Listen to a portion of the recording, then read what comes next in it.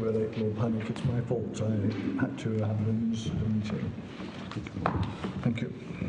My Lords, may I turn to the international tax agreements on which my friend Mr. Beale has relied, and remind your Lordships what was said by the Chancellor on this subject in the Court of Appeal in the key documents bundle. His Lordship dealt with this subject at page 151 of key documents, and this is paragraph 64 of the Court of Appeal judgment, where His Lordship referred to the international conventions, specifically the EU Mutual Assistance Directive, MARD, to which the defendants contend SCAT could have had recourse. However, as the Chancellor pointed out in argument, they are of no relevance to the issues the Court has to decide. SCAT is either right or wrong in its argument on ground one, which of course covers all three grounds now before this Court.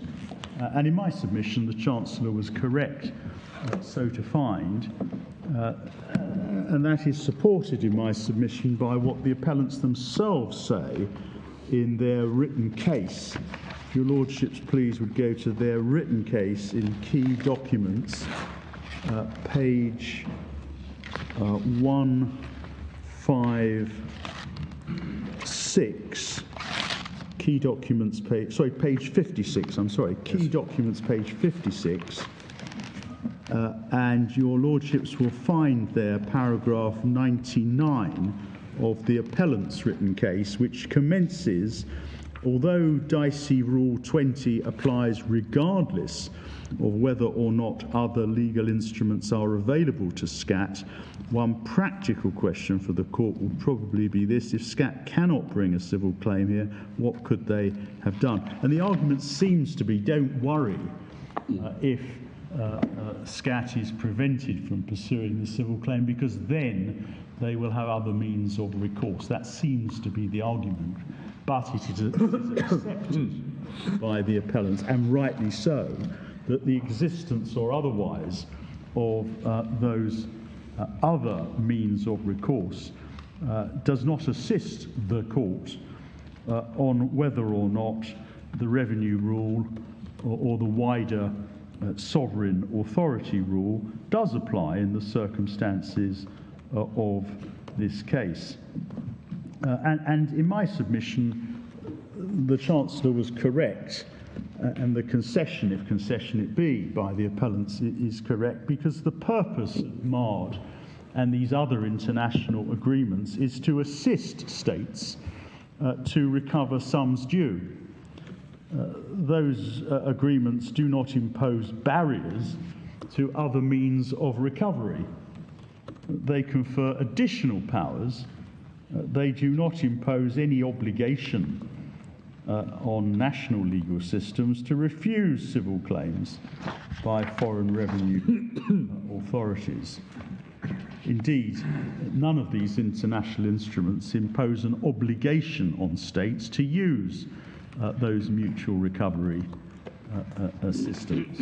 Well, the very reason for the international agreements is because of the prevalence in international law of the revenue rule. Well, indeed, yes. indeed.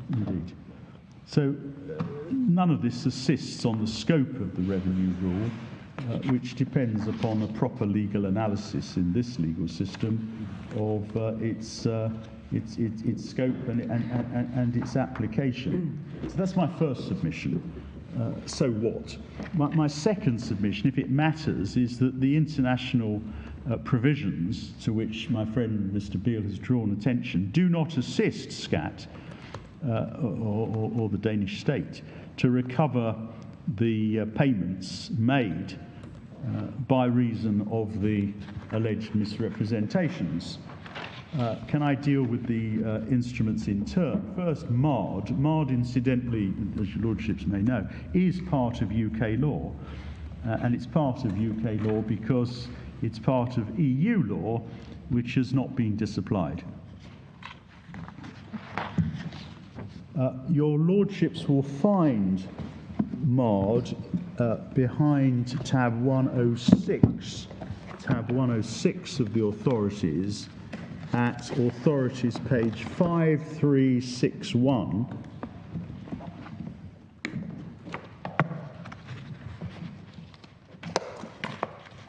And your Lordship see the title of authorities 5361 of the directive. The long title is, it concerns mutual assistance for the recovery of claims relating to taxes, duties and other measures. And the provision, the article that deals with scope is Article 2, which the court will find on authorities page 5363. Article 2 in the right-hand column, scope, page 5363. Article 2.1, this directive shall apply to claims relating to the following. A, all taxes and duties of any kind levied by or on behalf of a member state or its territorial or administrative subdivisions, including the local authorities, or on behalf of the Union. And B, refunds, interventions and other measures forming part of the system of total or partial financing of the European Agricultural Guarantee Fund, EAGF, and the European Agricultural Fund for Rural Development, including sums to be collected in connection with these actions. And I emphasise Article 2.1b, not because I'm inviting your Lordships to ask me to summarise the provisions of the EAGF, but because my friend drew specific attention to recital number 5 of MARD, which begins on page 5361, and he drew specific attention to 5362 at the top of the left-hand column. In particular, the words from the first line, they would furthermore make it possible to take account of all forms that claims of the public authorities relating to taxes, duties, levies, refunds and interventions may take. And my friend emphasised the word refunds, I think, in order to suggest that it's within the scope of this directive to address refunds. But what refunds means and why the recital refers to refunds is because that is the subject matter of Article 2.1b. It's agricultural refunds, a particular form of finance. Now, my submission is that the scope of MARD does not embrace a claim by a state or one of its organs to recover a sum that it has paid out to a recipient by reason of misrepresentation. The scope of MARD and its various provisions is concerned with claims relating to taxes and duties. And for the reasons I've sought to explain, we say this, the grievance which SCAT has and the claim which it wishes to bring is not a claim relating to taxes and duties. For the reasons I've given, there is not, never was, any tax due from the Solo, etc. applicants to which our claim could relate. This international agreement, and indeed the others, has nothing to say on the subject of a claim to recover a sum obtained by misrepresentation by persons who have no tax liability.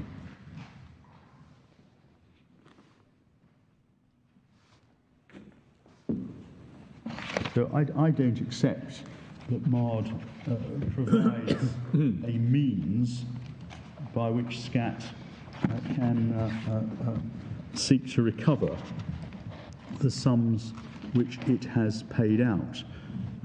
Nothing in Articles 8, 9, 10, 12, to which the appellants have drawn attention at various stages, assists. Either such a claim is within the scope as defined in Article 2, or it isn't. And for the reasons I've given, I say it isn't. So that's marred, doesn't assist in any event. The other multilateral convention on which reliance is placed is the Multilateral Convention on Administrative Assistance in Tax Matters. That's the MCAA, and that one appears behind tab 99 of the authorities, at authorities page 5107. And for similar reasons, I say our claim could not be brought under this convention. I should mention the UK is a party to the MCCA, and it does have legal effect in the United Kingdom.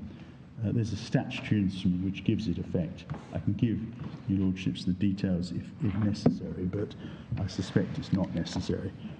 But 5109,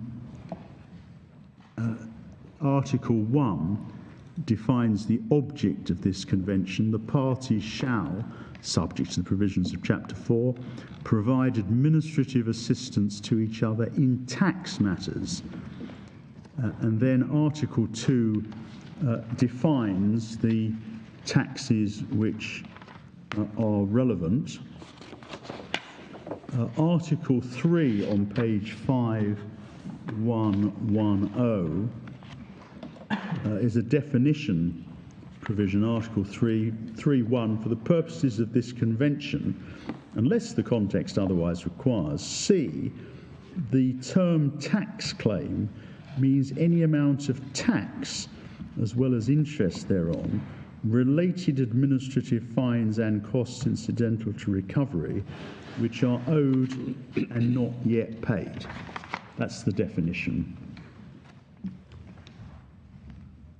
And that's consistent in my submission with the submissions I made earlier as to a revenue claim. Your Lordship C, the question was asked by my Lord, Lord Briggs, whether I accepted that a revenue claim covered not just tax due, but interest and costs and penalties. It does. It does there anyway. So again, I respectfully submit that none of this is relevant to the complaint that SCAT has and the claim that it's bringing in this jurisdiction. The final international agreement, it's a bilateral agreement to which Mr. Bill drew attention, is the US-Denmark double tax agreement, and that appears behind tab 100 of the authorities, at authorities page 5124. Now, this is an agreement, as I say, between the United States and Denmark.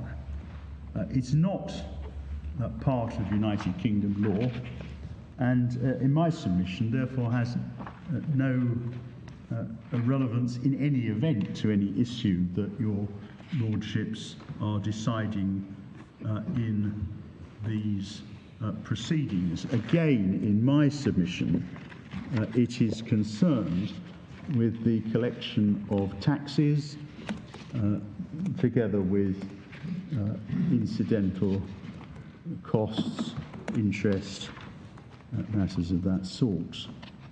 And one sees that, for example, at authorities page 5154,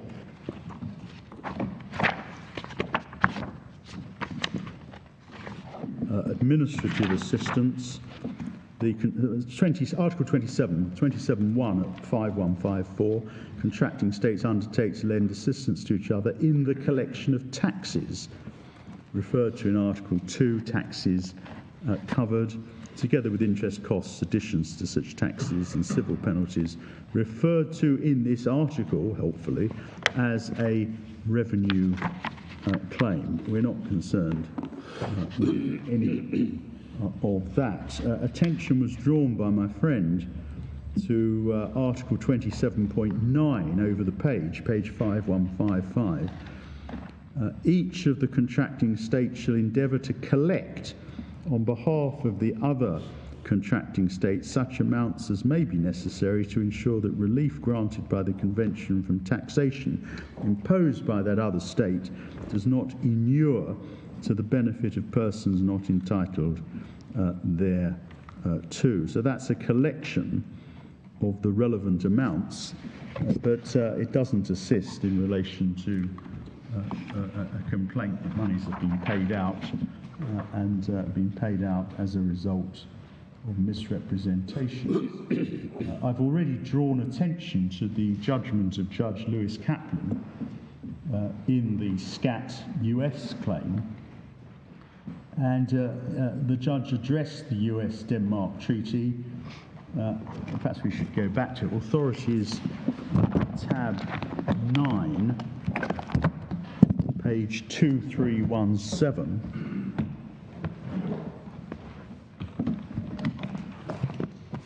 Authorities tab 9 begins at authorities page 2298, and if your lordships please would go to 2317. I think I read this out previously, but just in case I didn't. 2317, right-hand column, paragraph 18. The judge refers to the US-Denmark Treaty and its provisions for, quote, assistance in the collection of a revenue claim, and the judge says that's irrelevant because the plaintiff's claims, that's SCAT's claims, do not seek to collect tax owed by the defendants and covered by the treaty. Yes, you emphasised the last sentence of the first paragraph on... Yes, I did. Your Lordship's quite right. Well, I have repeated myself and I apologise. But your Lordships see that Judge Kaplan thought that none of this assisted. So I say, I respectfully submit that these agreements do not assist the appellants, and with respect do not assist the court for the reasons that I've given. The appellants have a third ground of appeal, which my friend described late yesterday afternoon as a, quote, catch-all, unquote, ground. In my submission, it doesn't, with great respect, add anything of substance to the points that my friend has made under grounds 1 and 2, and to the attempts I've made to respond to those points this morning and earlier this afternoon. And I wasn't proposing to say anything further on ground 3 unless your Lordships think that there's something in ground 3 that I haven't at least attempted to address. I detect no enthusiasms from my colleagues, Lord Paddy. Well, indeed. I, if I may say so, detected no great enthusiasm from my friend for ground 3. Be that as it may, that's of less significance, I recognise. My Lords, one final point, subject, of course, to any questions your Lordships may have for me, but one final point, if I may respectfully say so on behalf of my clients. From their perspective, and I say from an objective perspective, it is more than a little ironic that appellants who have, on our case, been responsible for a massive fraud on the Danish tax system, using it as the vehicle for securing very substantial payments to them when there was no relevant tax owing, paid or withheld. It's ironic that those appellants now again seek to use the Danish tax system, this time as the basis of a legal argument under Dicey Rule 20, seeking to prevent the court from assessing whether we can prove our contention that they are responsible for the alleged fraud. For all the reasons... If this was tax evasion, that's exactly what they could do. If they were evading tax, yes. Yes. Yes. They could exactly say, well, we're fraudulent evaders of tax. This is what we've evaded. It's all part of the Danish tax system, therefore you can't get involved. Well, the point comes back to the earlier points. Yes. So it sounds a bit of a jury point. Yes. Well, I apologise. Those words were in my mind as well. I hope the Lordships will say in due course that's the only jury point of which I'm guilty. I would happily accept that reprimand. But, my Lords, for the more substantive reasons that I've sought to advance today, and in our written case, we do invite this court to dismiss this appeal, unless I can assist further, or seek to assist further, my Lords. Lord Panic, thank you very much. Thank you very much, Lord. Mr. Beale. My Lords, I'm not proposing to turn on the light in the jury box either, so we can leave it firmly switched off.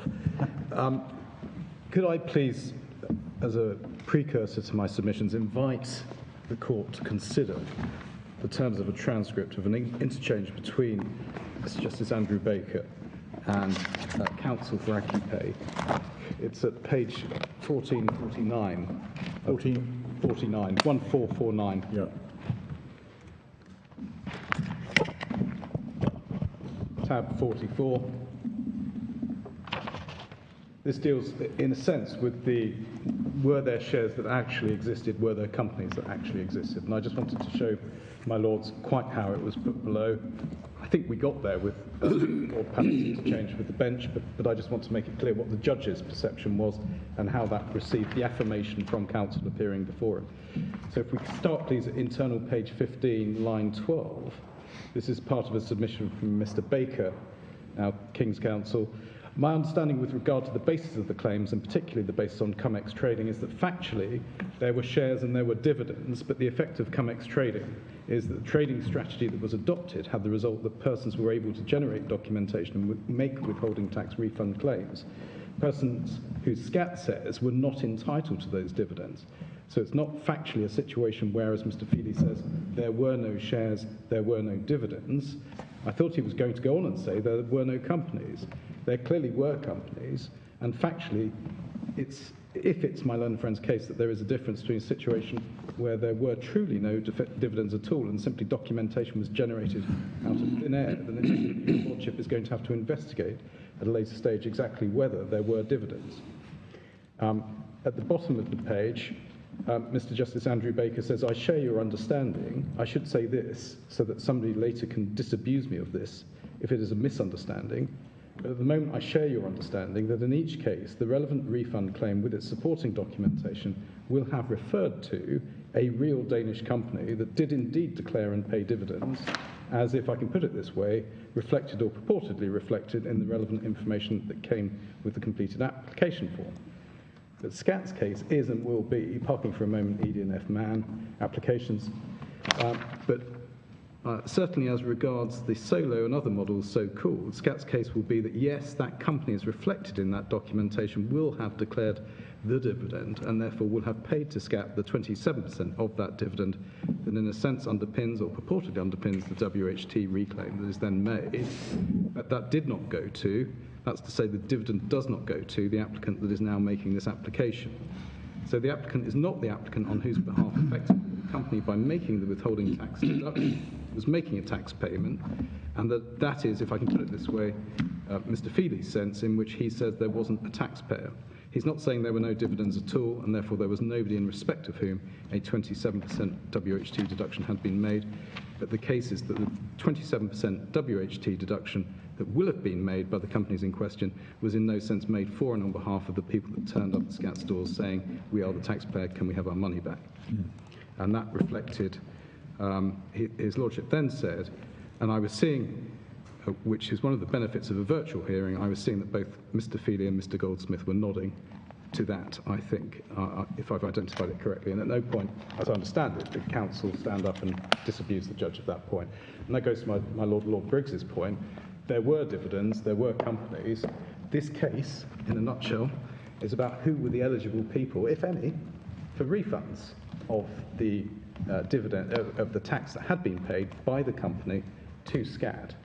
So this case is all about what are the criteria for eligibility and who meets those criteria. Well, I wonder about that. I mean, that makes it sound very much as if a taxpayer, for some reason, isn't meeting a criterion. The case against you is more radical than that. It is, yes, there was a company, yes, it paid dividends, but you weren't the taxpayer, and you didn't. No tax was withheld against you. I mean, it's more radical than simply saying a taxpayer has failed to meet some criterion of eligibility.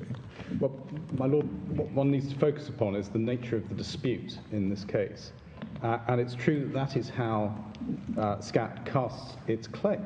It is saying, for the sake of argument, let's assume dividends were paid. What they're saying is you made an invalid application for a refund because you didn't meet the criteria, and you wrongly induced us to give you a refund on the basis of misrepresentations, be they negligent or fraudulent. Where the focus, therefore, of the dispute lands is we're saying we were entitled to make these claims, and SCAT is saying we recognised your ability to make the claim and we paid out on it, but we were wrong to do so.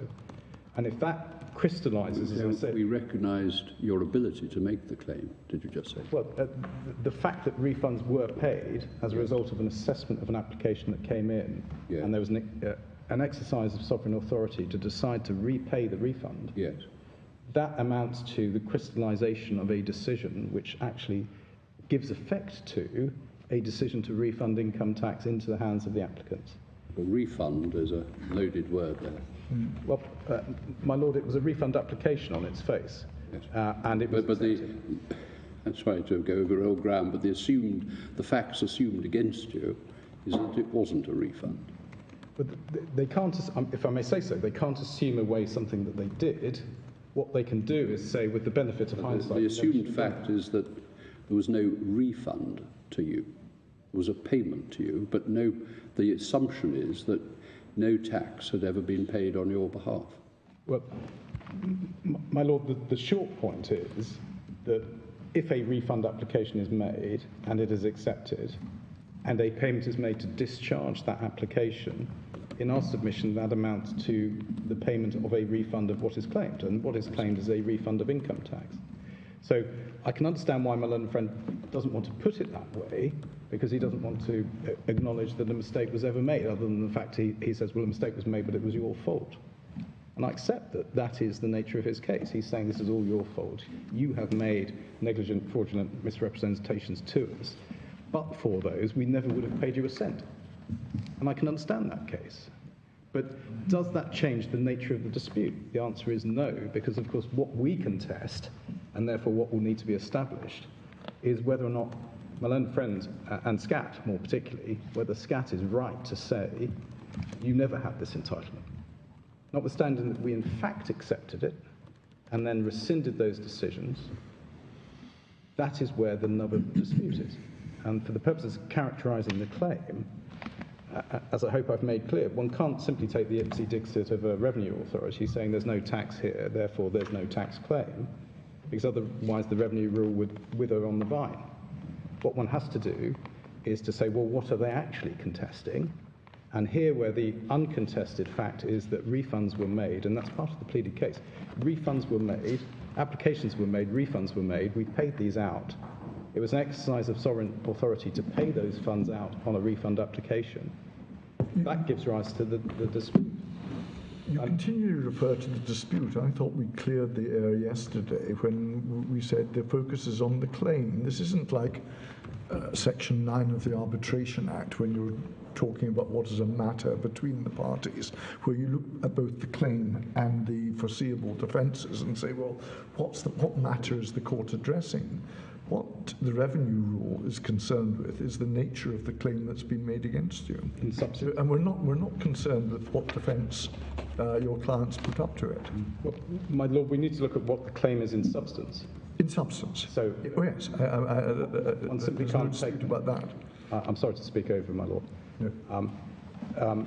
One simply can't take the pleaded claim without considering context and background. And if looking at the pleaded claim, the only reason you get to a space where they're saying there were no dividends is because they are seeking to resile from the position in which it was accepted that dividends had been paid to the benefit of the applicant, then of course there is automatically on that pleading an issue. And the issue automatically on that pleading is, were they wrong or right to have made that decision? Is it open to SCAT to rescind that decision? And those stages in the process necessarily involve an examination of whether or not the refund application was correctly made. And therefore, even on SCAT's pleading alone, properly understood in context, and not simply relying on individual paragraphs that say there is no tax, there is no dividend, one has to realise that the background to this and the way that the dispute arises, and the dispute I'm using here, forget what we say specifically in our defence. On any view, in order to get over the decision that was initially made, they have to rescind that decision. So even on their case, they have to establish that decision was wrong. And indeed, they have to establish that any applications that have been paid out on have been rescinded. Because if they haven't been rescinded, they remain valid and effective as Danish public law decisions, sanctifying the applications that have been made. So even on their case, they have to establish rescission. That's why I took the court yesterday through the paragraphs in the pleading where they seek to rescind the transactions, the avoidance of belt and braces. Thank you. There was a point made by reference to Mr. Zellick KC's submissions below where it was suggested it's all about the applications. It's not. Our case is not it's enough to file an application, and that brings you within the scheme. For the obvious reason, if the application was rejected, then we wouldn't be here. It wouldn't be a tax case because there would be no refund. It's the sanctification of the application by the initial decision by SCAT to accept it that gives rise to a relationship between a tax authority and another person. That other person, in this case, let's keep it simple, a US pension fund, has asserted an entitlement under double taxation conventions, directly applicable in Danish law, to get a refund of tax that has been paid by the company to SCAT.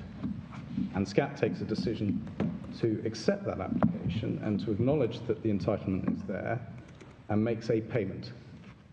Exercise of sovereign authority makes a payment, discharges what is perceived to be a liability under a double taxation convention to pay the person who has applied for that claim.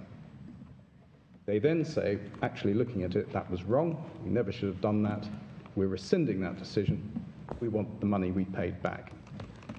Now, whether one views that as a revenue rule issue or as an exercise of sovereign authority doesn't matter a great deal, to be honest, because they're both paths up the same mountain for the purposes of the underlying public policy rationale. But the point is, we're then in a position where the contested nature of the dispute that necessarily arises on the way that SCAT has chosen to plead its claim is whether or not the initial determination to pay the sums of income tax back to the applicant was right, and whether the decision to rescind that initial decision was right. And that brings with it necessarily a question of who is the eligible claimant, who is the eligible applicant. And whereas here you have a large number of competing applicants all saying that they were eligible for refunds of actual dividends that have been made by actual companies, and which, by the way, would have been paid to the central custodian, the Central Securities Depository, namely VP Securities, you're then in a position where who of the asserted applicants is going to be the right one? Or as SCAT puts it in its pleading, and again I'm referring to their pleading, who is the rightful recipient? And that is the nature of the claim that's being asserted here. The necessary investigation, and what occupied the commercial court for a month, was what are the criteria by which you work out who is the rightful recipient of the dividend that has undoubtedly been made. And one can look, it's in Authorities 41, page 3649, one can look at, say, VAT cases where you have two people competing for a VAT refund. In that particular case, the Lloyds Bank case, Lloyds Bank and Standard Chartered had both formed, well, certain companies had formed part of the VAT group of one banking group and then been transferred to another banking group. And they both claimed refunds of VAT over the same period. And so HMRC was faced with competing refund claims. And HMRC had to determine which of the various different applicants for the refund was the right one. And in fact, it's not apparent from the particular paragraphs of the report that one can see at page 3674, paragraphs 65 and 66. But there was another case where HMRC had, by mistake, paid out both applicants at the same time. And so it had allowed both refunds to be accepted. And what it had to do was claw one back through a recovery assessment. And this is by no means unusual. It's quite common to have various people saying, the money is mine, the refund tax is mine, I want it, and somebody else saying, no, it's mine. And that was an example of where that happened in the context of VAT grouping and VAT grouping entities changing over time. But we're in the similar position we say here, where you have a number of eligible claimants asserting their eligibility. SCAT has to say which one is right. It happens to have said too many are right, and it's made a mistake on their case. But then the process of selecting who the right one is necessarily involves a determination of an issue, and that determination is who is eligible under Danish tax law, and indeed under Danish corporate law and securities law, to recover the tax. Whose application is correct? And that, we say, summarizes in a nutshell the nature of the dispute. I'll put it another way. The relevant decisions to rescind the refunds all permitted an appeal to the tax tribunal. We say that was a necessary recognition of the rights of a putative taxpayer to say that they did in fact have an entitlement. So SCAT was recognizing when it took its final decisions and conferred a statutory right of appeal that it was open to an individual to say, hold on, I'm a taxpayer after all because I have rightly met the eligibility criteria and I want to be able to prove to a tax tribunal that that is the case. And we know that tax tribunals went on to hear those appeals. Now, there are two examples of decisions in the authorities bundle which rejected those individual appeals. But imagine, as a thought experiment, whether or not the appeals had been allowed. If the appeals had been allowed, the pension fund would have satisfied the tax tribunal that the eligibility criteria were met. And therefore, the repayment would have been a valid repayment, and it shouldn't have been then rescinded. And in a sense, we can turn to Mr. Justice Andrew Baker's judgment in Key Authorities at paragraph 110. Key documents, page 212.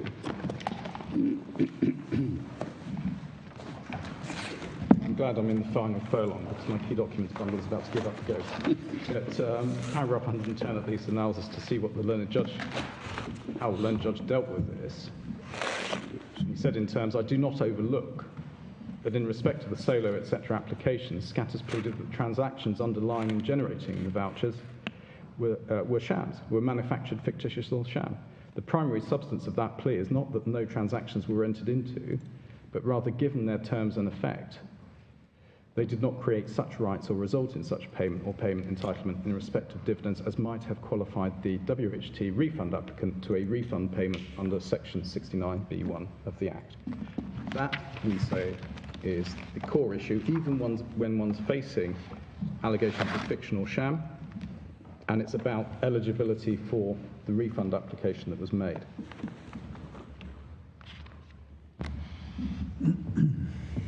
And is it therefore enough? In fact, my learned friend, I think, has disavowed any suggestion that fraud makes a difference, or that in this context, he's accepted that one needs to look both at fraud and at negligent misrepresentation. And what underpins this is necessarily a pleading that there were no relevant shares or no relevant dividends to justify the refund applications that were paid out on. But of course, that necessarily brings in the key question. The key tax question is, what were the criteria for eligibility and were they met? And as the judge said in paragraph 111 of his judgment, he says that he refers to closed loops of share transactions, which we say bear analogy with allegations of MTIC fraud. He then says those transactions, it is said, therefore did not create any such interests or rights as might make for a valid WHT refund claim. The dispute about that is the central validity issue in the litigation as regards the Solo, etc. applications. And we say that was right. That's a correct characterisation of what the core issue is. Where is that, sorry? That's in paragraph 111, my lord. Oh, so then... Four lines down in the Andrew Baker judgment, in Mr. Justice Andrew Baker's judgment. So you say it is, in truth, an eligibility issue? Yes. That's the start of it, isn't it?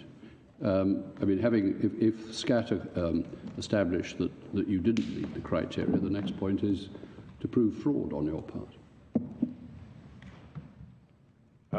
I'm sorry, my lord. Well, it's a claim in fraud. It's a claim in deceit. It's a claim in deceit. It's not enough for them to establish that you didn't meet the eligibility criteria. They have to establish that you fraudulently misrepresented that you did meet them. Or negligently misrepresented. I thought the case was put in fraud. But, that's the way we've proceeded. It's put in both ways. Okay, fair enough. What is underpinning the assertion that there are no relevant dividends and there is therefore no relevant tax is reliance on what will ultimately have to be proved at trial.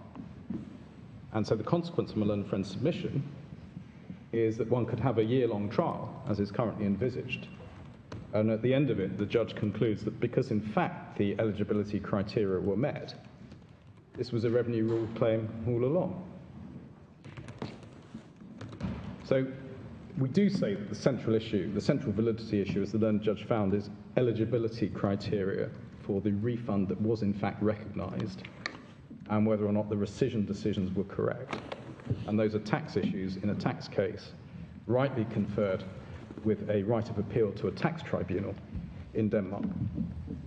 So is it sufficient simply to plead?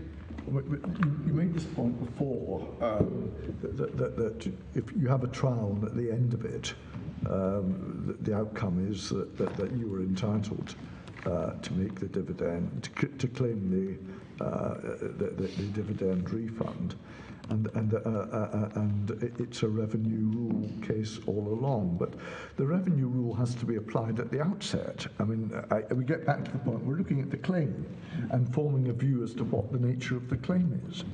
Now, you may win in your defence in whatever trial might follow, if a trial follows at all.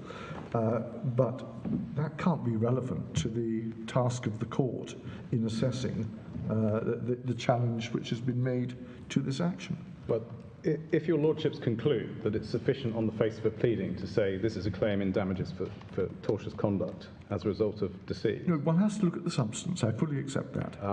Then the substance here, we say, is to allege effectively a tax fraud. And when my Lord Briggs was saying, well, you would have to accept if it was tax evasion, fraudulent tax evasion, that would be within the revenue rule, we say this is fraudulent tax evasion. Because there has been an attempt...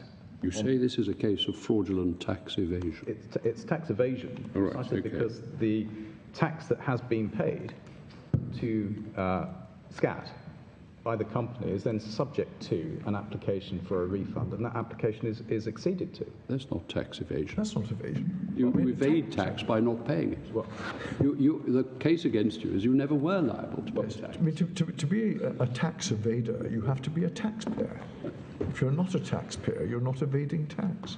That's first principle. My Lord, the decisions here turn on the recognition that the applications were validly made in the first instance, and that therefore recognises a relationship between SCAT and the person who is a recipient of that money, in the sense of that person, because the company pays the tax directly to SCAT, not for its own sake, but on behalf of a shareholder.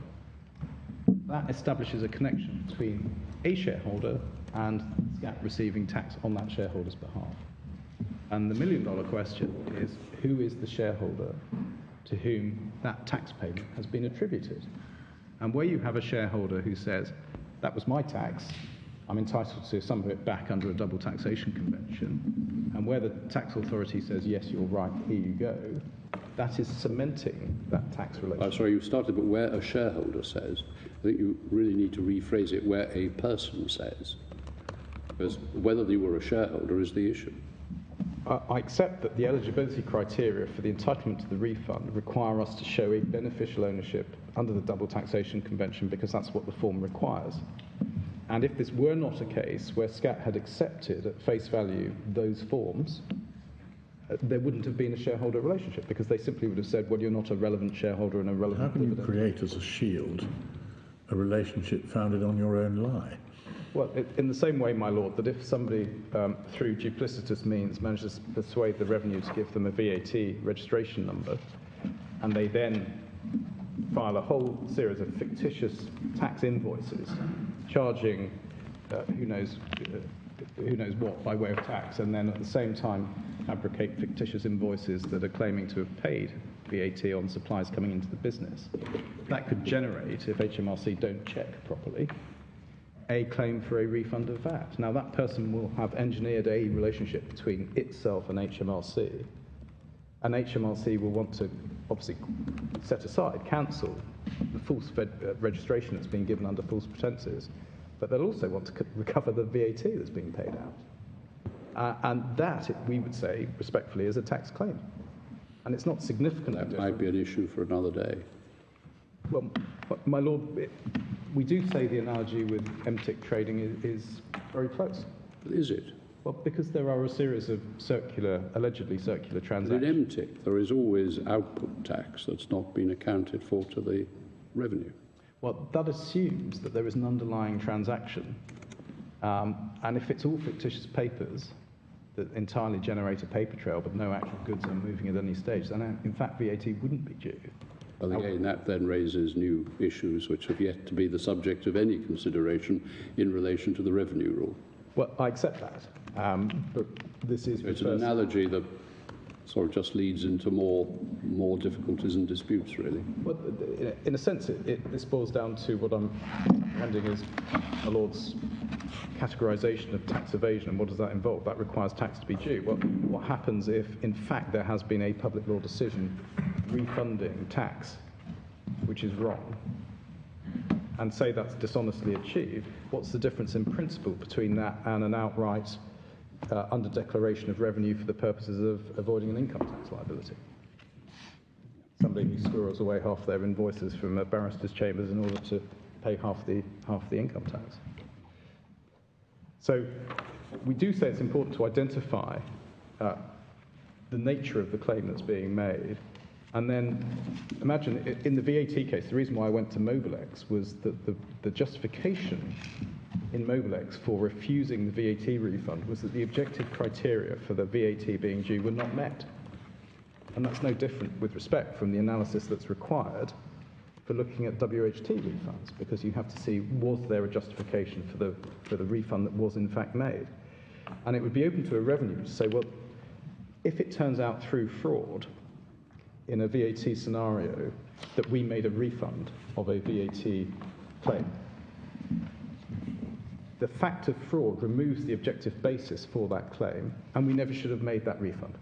And that would be a proper analysis of the Mobilex decision and applying it to a fraud case, and indeed that's what the case was about. So if we then say, well, that would be caught by the revenue rule, following Lord Collins's observation, we then need to think about, well,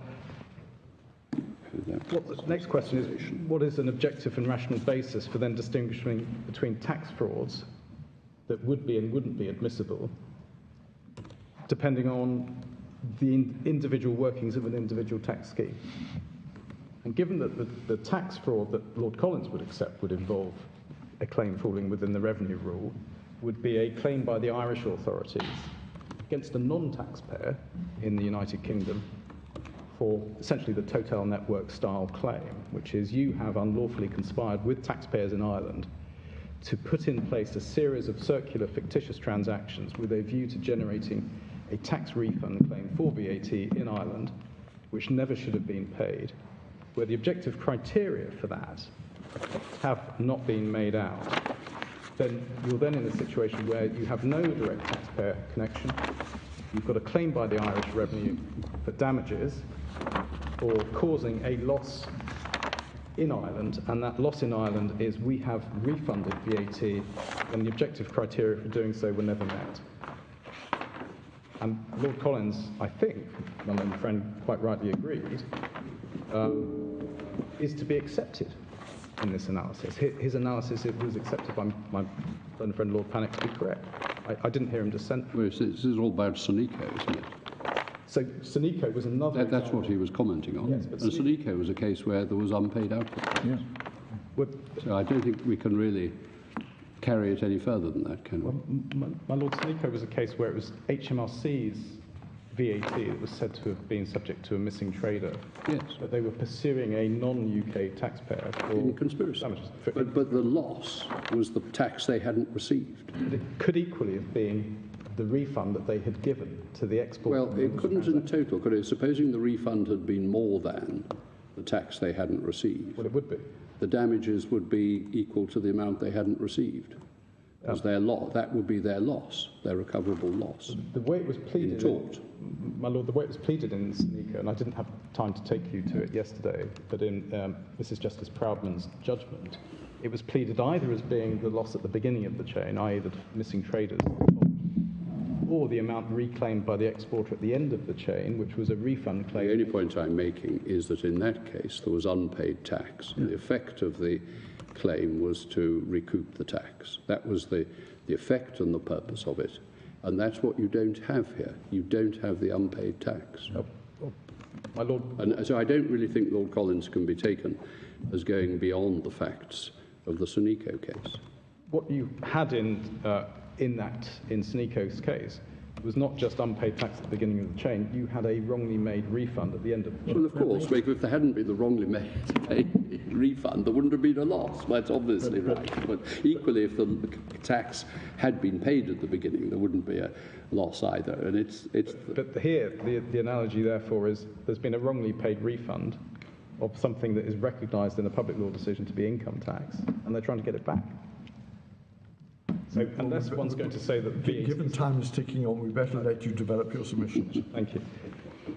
But we do therefore need to find a way of distinguishing between the VAT situation, if it is a special example, and withholding taxes, which also involve questions of refund and withholding at source, and either positive claims for unpaid withholding tax or a claim for a refund of an overpaid withholding tax claim that should not have been met.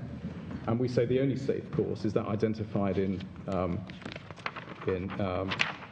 Buchanan, which is universal rejection. And we see that the position is essentially put well, we say, with respect by Mr. Justice Andrew Baker at paragraph 112, where he says, it remains the case that their fundamental premise is SCAT's contention that the WT applications it accepted at the time had not qualified the applicants for the refunds sought and paid. SCAT is still in substance suing to recover compensation for making refund payments it was not obliged to make. And he then concludes that that is enough to bring it within Dicey Rule 20. We then see in paragraph 113 that same conclusion applies regardless of whether or not the claim that's pleaded is pleading a fiction or a sham. So it's the character or quality of the payment made by SCAT and of the return thereof now sought by SCAT is the same in each case. And he says the strongest version of SCAT's case in 114, alleging that the transactions were not contracts at all, is ultimately just a particular way of accusing the WHT applicants of having not merely claimed incorrectly to be limited Danish taxpayers eligible for a tax refund, pretended to be such. That does not change the character or quality of SCAT's relevant activity. SCAT was acting as the Danish fisc and not as a private party would do. So we say with respect that reasoning has force and should have been upheld by the Court of Appeal in this case.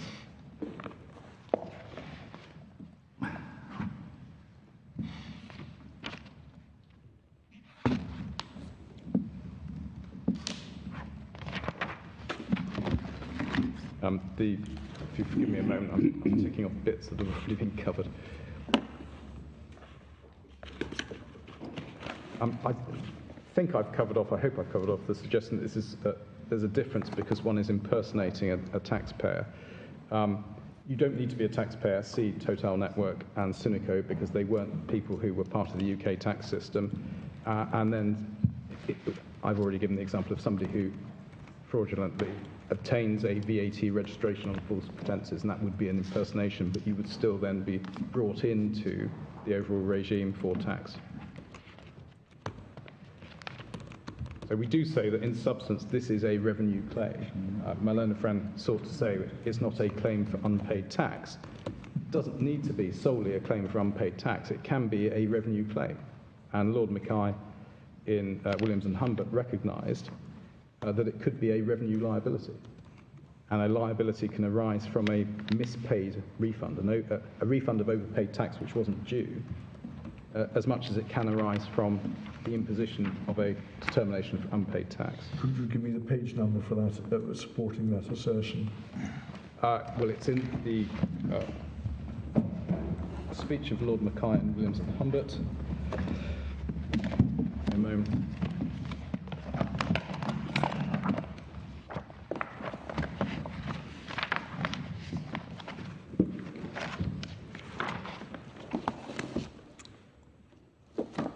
Top of page 2278.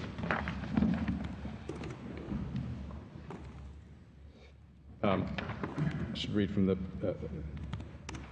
an action in this country could be properly described as the indirect enforcement of a penal or revenue law in another country when no claim under that law remained unsatisfied. The existence of such unsatisfied claim to the satisfaction of which the proceeds of the action will be applied appears to me to be an essential feature. So it's saying that if you have a liability, an outstanding liability under the revenue law of another state, that is within the heart and the rationale of the rule in Government of India and Taylor. So it isn't simply about, I have an outstanding tax claim, you haven't paid any money. It's about a revenue liability under the revenue law of a foreign state.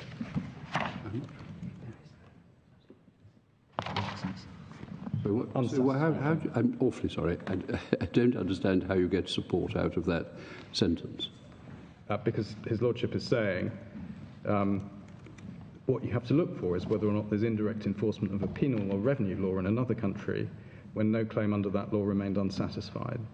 So if you do have an Sorry, I mean, what the sentence begins, no countenance was given in Government of India to the suggestion that an action in this country could properly be described as an indirect enforcement of a revenue law in another country when no claim under that law remained unsatisfied. Yes. So how does that help you? Well, His Lordship's then saying the existence of such unsatisfied claim to the satisfaction of which the proceeds is an essential feature.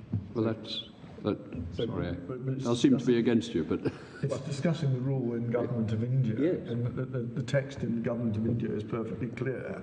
Now, you can say Government of India was only concerned with unpaid tax, but the counter-argument would be that their lordships in that context framed, and in other cases repeated, the boundaries of the revenue rule in a more restrictive way than your reading of Lord Mackay. Well, if your Lordship would permit me to then read on to subparagraph B, is that His Lordship said, in the present case, there is no allegation of any unsatisfied claim under the law of the Kingdom of Spain. Well, let's transpose that to the laws of Denmark. Is there an unsatisfied claim under the revenue law of Denmark, which SCAT is seeking to enforce here? And we say the answer is yes, because it's saying we have an unsatisfied claim for the repayment of a refund which never should have been made. Thank you. And that is a claim that is brought because I showed my lords the decisions. That's brought under the revenue law of Denmark. I think we'll just have to form a view whether or not that is what Lord Mackay meant. Could I please just make some short points? Those are the core points in reply. Could I just make some short points of detail? And then, unless your lordships have any further questions for me, that is me done. Firstly, in Reynolds and Canada and Reynolds, sorry, that was in fact dealing with an indirect claim for repayment of enforcement of costs at page 4641. It wasn't simply a specific tax debt that was sought to be enforced. It was it was an aggregate accumulation of Okay, just the page number again. 4641, and there were also costs of enforcement that were also sought. So They were seeking costs of enforcement, yes. they were seeking costs of enforcement, but also at a macro level, they weren't seeking individual tax on individual tax debts. What they were saying was this smuggling has enabled transactions, full stop, to take place without excise duty being paid, and they were then going to have to assess on what basis and to what extent that smuggling had taken place and what therefore the loss would be. But it wasn't tied in with any specific tax debt. No. So It was the cost of policing and things like that. Well, my lord, even more generally, in terms of claiming the unpaid, the revenue that was due, Yes.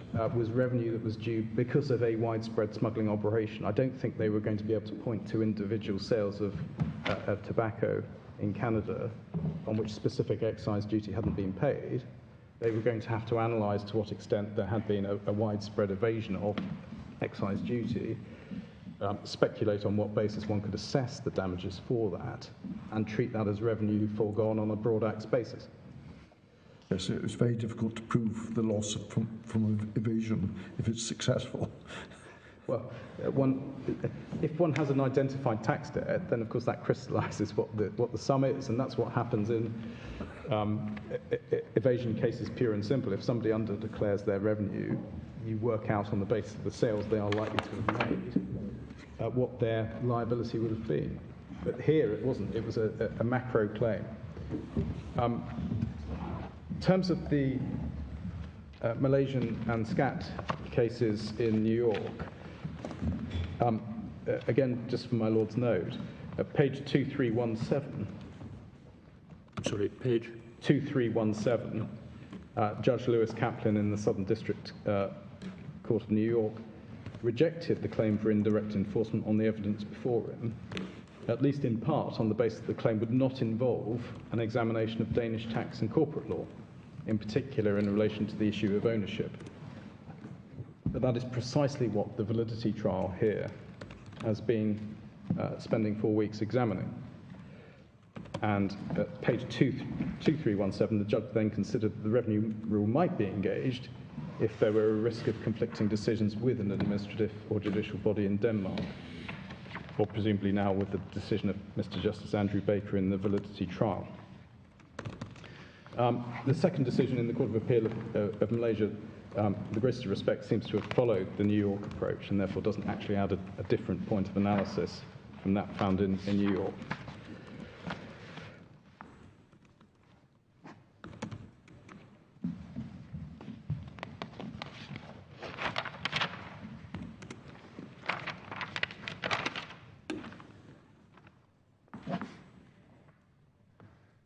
Yes, Justice Kaplan is using the embarrassment ground for the revenue rule to make those comments. He is, my lord. Okay. Because of Mitchell and Moore, that Judge Learned Hand carrying some weight Oh, yes. in the United States court, as no doubt he would here if on a point of persuasive authority. In a nutshell, our case is that a claim for taxes due includes a claim for repayment of overpaid tax in the same way as a claim for refund of overpaid VAT is a claim to recover the VAT, which may or may not now said to never have existed because the objective criteria were in fact not met. It's a clear and precise rule on our case, which establishes that where there is a relevant liability or the extraterritorial enforcement of a revenue law, that falls within the scope of Dicey Rule 20. Moving on to ground 2, the exercise of sovereign power takes shape here in the recognition of the entitlement to the refund, its rescission, and then a demand for repayment of the overpaid tax through the form of a claim in damages. Sorry, you're making 3 points there, and you're going to have to take a little bit. It's the recognition of the claim, its rescission. And then bringing a claim in damages to recover it. Yes. It's the recognition of the claim. Recognition of the claim initially, rescission of that decision, and then thirdly, the bringing of a claim in tort to enforce the repayment of the overpaid tax.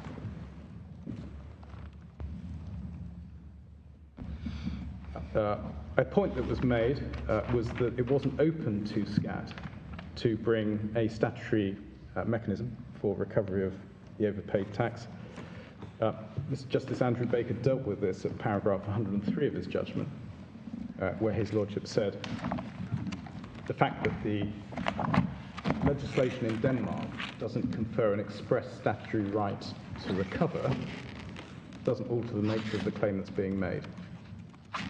And of course, it would have been open to SCAT to bring a claim in civil law on the basis of fraud, deceit, general tortious conduct in Denmark if they wanted to recover the tax money.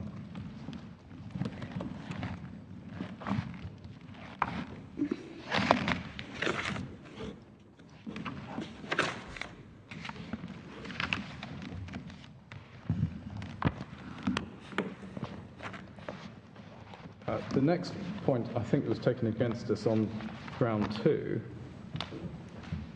that I need to respond to at least, is the Nordrain case. That was the case in the Supreme Court of New York. It obviously isn't a revenue rule case. It was a claim for grant of compensation as an alleged victim. The very terms of the condition of the grant expressly contemplated proceedings for its return if secured on the basis of misrepresentations. And so at page 4710, the court is very much looking at the fact that if somebody who has applied and submitted themselves to a compensation scheme accepts the terms of that compensation scheme, and that the terms of that compensation scheme say, if you have misled us, we will claim it back, the court is saying essentially, you went into this knowing what the terms were, you can't complain if the person who's given you the compensatory payment then seeks to come after you in your domicile for recovery of it. That's the deal. That was the deal. Yeah. And therefore, what is the public policy concern about somebody coming after you for something that they would say they come after you for and which you voluntarily effectively submitted to?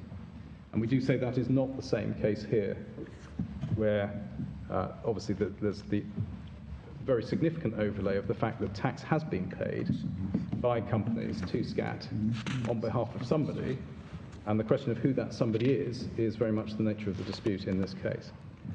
And could I refer, my lords, please, to pages 5591 to 5592, which forms part of an article by Professor Mann in 1987, where he deals with the Nordrain case. Sorry, page again? Page 5591.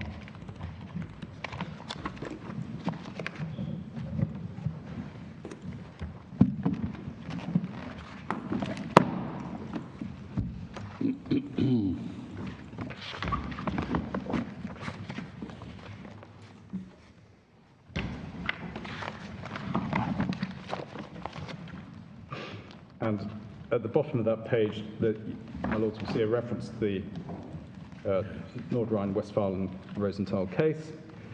There's then a reference to what it decided, and there's a citation specifically of the phraseology that my learned friend alighted upon.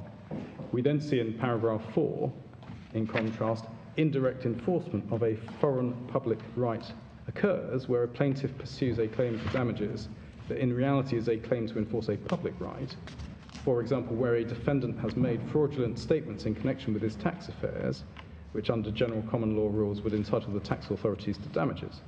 If such a claim is pursued abroad, it is the tax claim that the state attempts to enforce, and therefore the action should fail.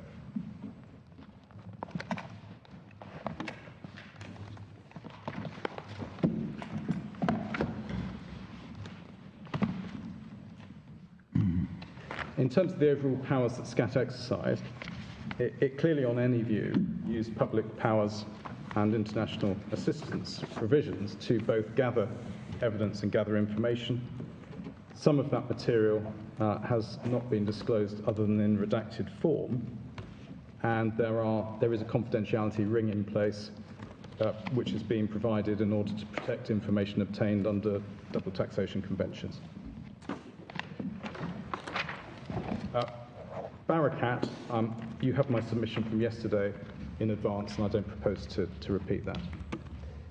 Finally, Mard, recital 5 in my submission confirms that the words used are very broad. It's claims relating to tax and refunds which are within the scope.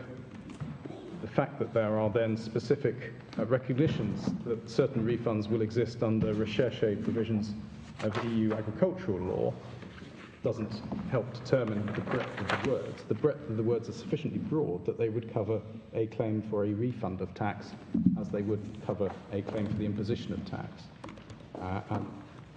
And one of the key issues for the Lordships to determine will, of course, be, is there an appropriate distinction in principle between a claim for the payment of outstanding tax and a claim to recover tax that was wrongly paid out? And we say with the greatest respect there isn't, and that therefore the revenue rule needs to recognise that those claims are both sides of the same coin, depending on what the particular factual circumstances will be. Would your Lordships be kind enough to give me a moment?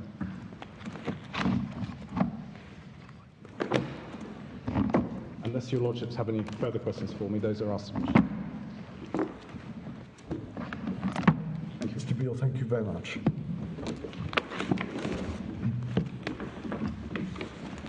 Well, the court is very grateful to counsel for their submissions in this interesting case. We will go away and think about it and produce a judgment in due course. The court will now adjourn.